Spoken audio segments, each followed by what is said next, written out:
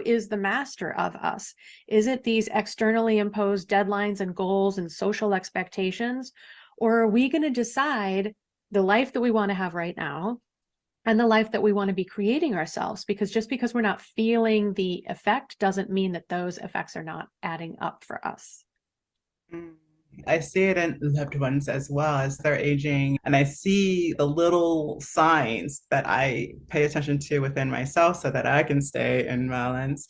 And I'm just like, mm, you always want to do, just want to like kind of grab them and like turn them in a different direction.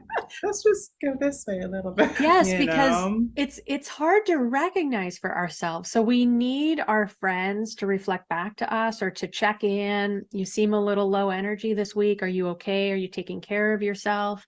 I heard someone say, I wish I could give credit because I use this all the time, but we can't read the label when we're inside the jar. So we've got so much we're Mm, working with and we think we have a handle on it, but it's still hard. It still helps to have someone reflect what they're seeing, how our energy is, how we're meeting up to what we say we want to do, right? We say we have yeah. priorities, but then we're not delivering on those. And so it really helps to sometimes have reflection when we can't get that perspective for ourselves. Absolutely. Yeah. And I think this is a great time to talk about a little bit of that because I feel like communication is a part of health. Like, if you have to be able to communicate with your health providers, you have to be able to communicate with your partners and surrounding environment. What comes up for you around that? That's another favorite of mine because in that whole vision of people being empowered in their health, it really goes back to that relationship we have with our healthcare team and not just giving over control. When we're in a room with a doctor and they say, this seems to be what's going on, this is what I have for you.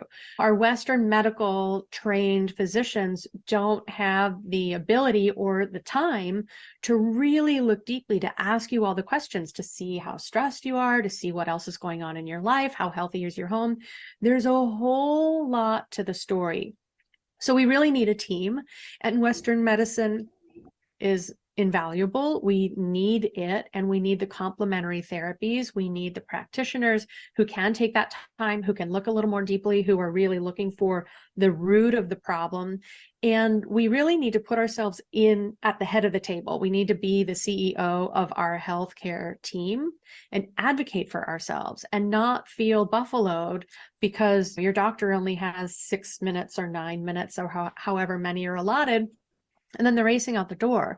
We deserve the answers and we deserve to be our advocates. And if that's something that's difficult for you, there are people who are stepping into those roles, right? Healthcare advocates or people who help us navigate the system because it's so overwhelming and confusing. And that again is so important. And maybe it's somebody in your family. Maybe there's a doctor or a nurse in your family or a practitioner who has a little more awareness. And again, that outside perspective to say, I don't think they're really on the right track, or I think you deserve a little bit more in this area.